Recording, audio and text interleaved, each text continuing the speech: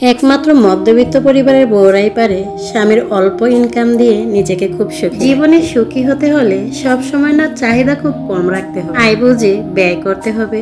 তাহলে দেখবেন আপনি অনেক বেশি হ্যাপি থাকতে পারবেন, আপনি অনেক বেশি সুখে আছেন। বিসমিল্লাহির রহমানির রহিম। আসসালামু আলাইকুম। সুমিস ডেইলি লাইফস্টাইলে সবাইকে স্বাগতম। কেমন আছেন সবাই? আমি আমার আজকের ভিডিওটি সকাল থেকে শুরু করেছি, তবে এখন কিন্তু খুব একটা সকাল নয়, এখন প্রায় 9:30 বেজে গিয়েছে। যেহেতু আমি মধ্যবিত্ত পরিবারের বউ, তাই আমার কাজগুলো না সবকিছু আমি রুটিন অনুযায়ী করি।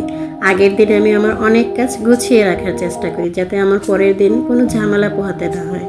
সব কাজগুলো আমি টাইমলি নিজে করতে পারি, নিজে মেনটেন করতে পারি। যেহেতু বাচ্চাদের সকালবেলা স্কুল আছে, তাই সকাল 6:30টার মধ্যে বাচ্চাদেরকে স্কুলে দিয়ে এসে আমি আমার কাজগুলো শুরু করে দিয়েছি। সকাল 8টার মধ্যে আমি আমার রান্নাবান্না সব কিছু কমপ্লিট করে ফেলেছি। একটা সংসারকে গুছিয়ে রাখতে, একটা পরিবারকে খুব সুন্দরভাবে গুছিয়ে রাখতে কিন্তু আমরা গৃহিণীরাই পারি। কিভাবে কাজ করলে আমার খুবই কাজটা তাড়াতাড়ি হবে, কিভাবে আমি চলাফেরা করলে আমার কিছু টাকা সেভিংস হবে, কিছু আয় হবে। আমি মনে করি মধ্যবিত্ত পরিবারের বউ হয়েও আপনি মাস শেষে কিছু টাকা সেভিংস করতে পারবেন আপনার ঘরে বসে থেকেই। যেহেতু আমার কোনো হেল্পিং হ্যান্ড নেই, তাই আমি সকাল সকাল বাচ্চাদেরকে স্কুলে দিয়ে আমি আর একটু শুই না, আমি সাথে সাথে আমার কাজে লেগে পড়ি। আস্তে আস্তে করে একটা একটা কাজ করে আমি সব কাজ শেষ করে নিই। সকাল 10টার মধ্যে আমি আমার সকল কাজ শেষ করে নিই। আমি রান্না বান্নাও 10টার মধ্যে, দুপুরের রান্নাটাও আমি 10টায় কমপ্লিট করে নিই।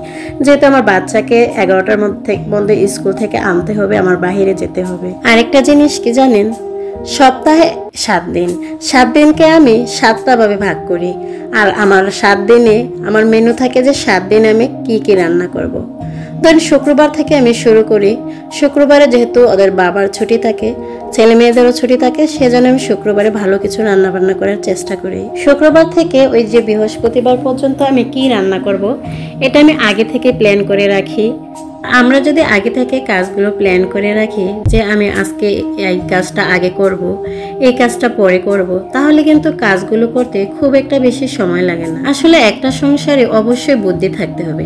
আপনি বুদ্ধি আর গুণ দিয়ে যদি কাজ করেন, তাহলে অবশ্যই আপনার সফলতা একদিন না একদিন আসবে ইনশাআল্লাহ। তবে আমার সংসারে যে খুব একটা জিনিসপত্র আছে বা ফার্নিচার আছে তাও না, কিন্তু আমরা গৃহিণীরা চাইলেই কিন্তু অল্প ফার্নিচার দিয়ে সুন্দর করে গুছিয়ে সংসারটাকে পরিপাটি করে রাখতে পারি। কিছু নিয়ম মেনে চললে কিন্তু আমরা একটা সংসারকে অনেক বেশি সুন্দর করে সাজিয়ে রাখতে পারি। আমি কিভাবে আমার সংসারটাকে গুছিয়ে রাখি, কিভাবে আমি আমার সংসারে আয় উন্নতি করি, অবশ্যই সকল কিছু আপনাদের মাঝে শেয়ার করব। আশা করি আপনাদের উপকারে আসবে। আমরা যখন একটা সংসারে আসি, তখন কিন্তু আমরা সহজে কোনো কিছু বুঝি না, বা কোনটা কিভাবে করতে হবে এটা আমরা বুঝতে পারি না। আমিও একটা সময় ছিল যখন অনেক কিছুই বুঝতাম না, তবে আমার শাশুড়ি আমাকে সব কিছু শিখিয়ে পড়িয়ে নিয়েছেন। বাবার বাড়িতে আমিও না অনেক আদরের সন্তান ছিলাম, সেভাবে বাবার বাড়িতে তেমন কিছু আমার কাজ করা হতো না। তবে এই সংসারে এসে আমি আজ অনেক কিছু শিখতে পেরেছি, আমি অনেক কিছু বুঝতে শিখেছি, জীবনে কিভাবে চলতে হয়, জীবনের মানেটা আমি এখানে এসে শিখতে পেরেছি। একটা কথা কি জানেন, আপনি যদি সকাল সকাল ঘুম থেকে উঠতে পারেন, তাহলে দেখবেন না আপনার সব কাজ খুব সহজ হয়ে যায়। আর কথায় বলে না, সকালবেলার কাজে কিন্তু খুবই রহমত থাকে। আমি দেখি আমি সকাল 6টার সময় কাজ শুরু করি, 10টার মধ্যে আমার সকাল এবং দুপুরের রান্নাবান্না কমপ্লিট হয়ে যায়। কমপ্লিট করে আমি বাকি সময়টা অবসর থাকি। ওই অবসর টাইমে আমি ঘরে কিছু একটা করার চেষ্টা করি। হয়তো আপনি সেলাই কাজ করতে পারেন, যে যার যার যোগ্যতা থেকে, যার যার স্থান থেকে বসে না থেকে কিছু একটা করতে পারেন, যাতে এই জিনিসটা করলে আপনি আপনার হাতে কিছু টাকা আসবে, কিছু টাকা জমাতে পারবেন। মাস শেষে আপনার সংসারে কিছু ইনভেস্ট করতে পারবেন, বা আপনার পছন্দ অনুযায়ী কোনো কিছু কিনতে পারবেন। আজ এ পর্যন্তই। সবাই যে যেখানে থাকবেন ভালো থাকবেন, সুস্থ থাকবেন। আল্লাহ হাফেজ।